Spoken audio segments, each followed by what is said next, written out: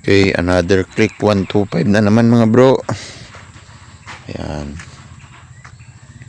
Click 125 version 2. Ayan, so ito mga bro ay nasimbol ko na. Ayan.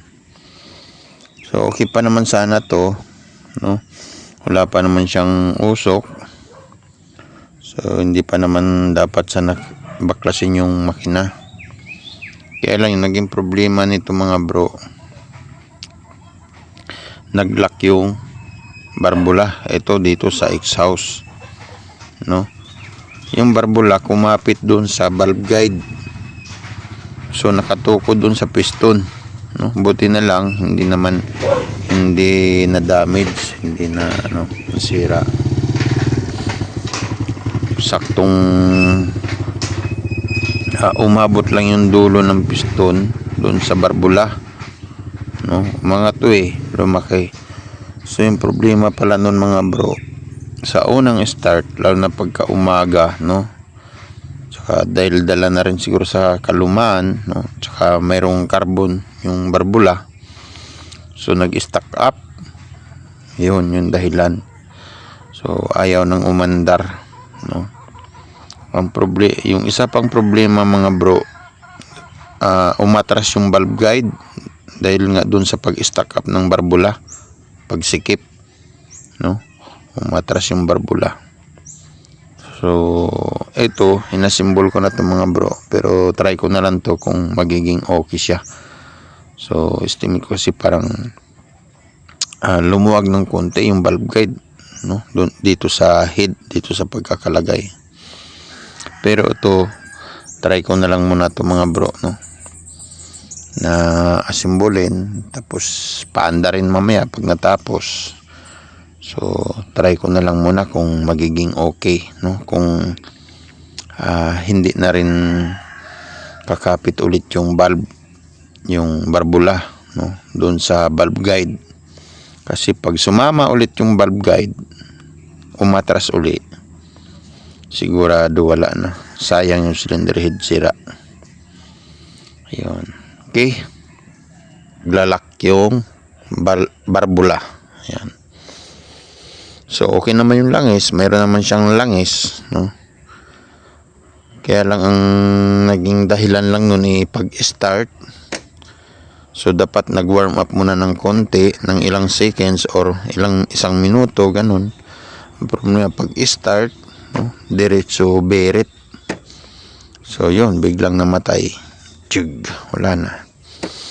Start, ayaw nang umandar. Kaya ayun nangyari, baklas ang makina. Okay, so ganun pala mga bro. So mayroong mga click dyan, no? At least mayroon tayong idea, no? So dapat natin ingatan, no? Kailangan sa umaga pag start, so hayaan muna natin yung kanyang automatic warm up, yung kanyang automatic choke, yung mataas na RPM. Pag minor nun, yun, pwede na siyang itakbo, no? So yun yung dapat, para ibig sabihin nun mga bro, yung makina nakakabantay dun sa init, no? Bago gamitin, bago itakbo. Tsaka syempre isa pa, aakyat mo na yung langis, no? Magsisirculate mo na yung langis sa taas bago natin itatakbo. Hindi yung pag-start diretsuhan ka agad. So palpak pala yung mga bro, no? So dapat natin ingatan yung gamit natin. Tulad nito mga bro, yung may-ari nito nagtatrabaho sa hotel. So ngayon wala siyang may service, no? Dahil nagkaganon yung kanyang click, nag-lock yung barbula. Okay, so di ko na pinakita kasi try ko lang naman to, no? Basta dun sa mga nakakaintindi, barbula, no? Pag sinabi mong nag-lock yung barbula dun sa valve guide, yun na yun. Kaya ang mapapayo ko lang, dapat talaga mag-warm up bago diretsong gagamitin yung bago sasakyan yung motor. Kasi pagka hindi ka mag-warm up, ganito mangyayari, no? Nag-i-stack up. Okay, so share ko lang ito mamaya mga bro. Pagka na-symbol ko, tapos papaandarin ko mamaya, no? So papakita ko na lang sa inyo kung magiging okay na rin. Mga bro, ayan. So nabuo ko na mga bro. Naikabit ko na yung makina. Ayan. So pwede na natin na subukan i-start, no? Tapos ito, dahil nalubat yung battery, kaya start nung mayari. Meron akong battery. Ayan, nilagay ko dun sa na i-series yung battery ko sa solar. Ayan, para ma-start lang natin. Okay mga bro, so testing natin. So dapat pa lang mga bro, ganito yon. Sa unang start, meron siyang battery. Okay, sa unang start, hayaan lang natin na hayaan lang natin kusang umandar at yung kanyang automatic warm up.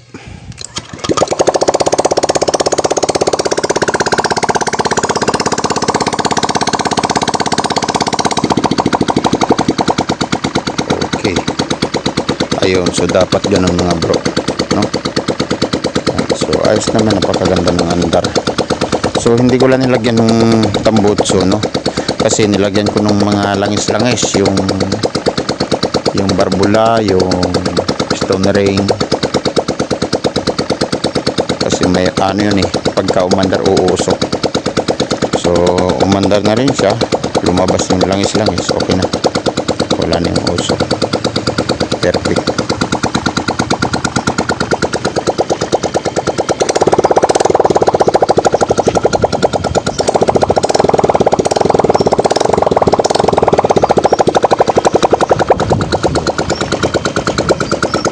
Okay mga bro, ayan, so okay na.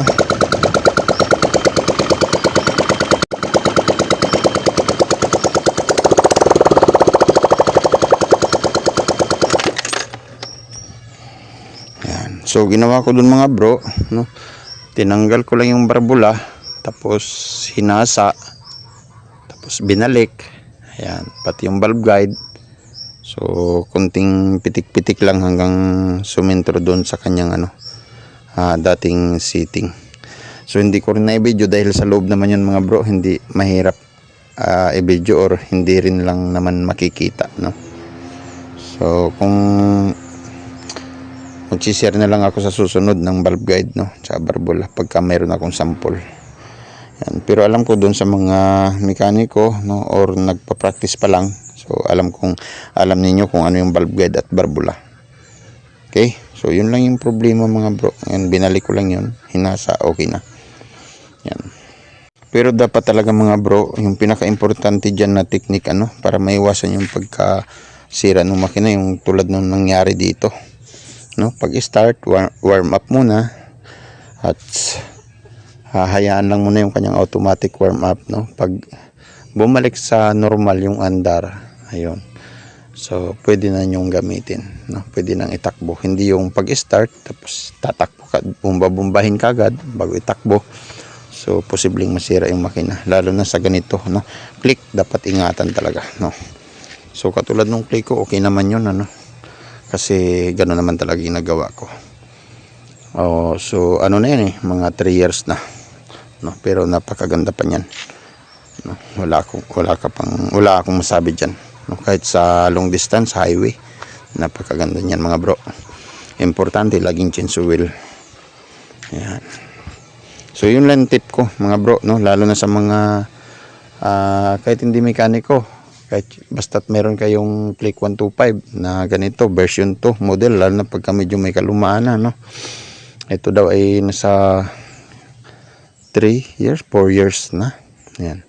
So dapat talaga natin ingatan. Okay, bye bye.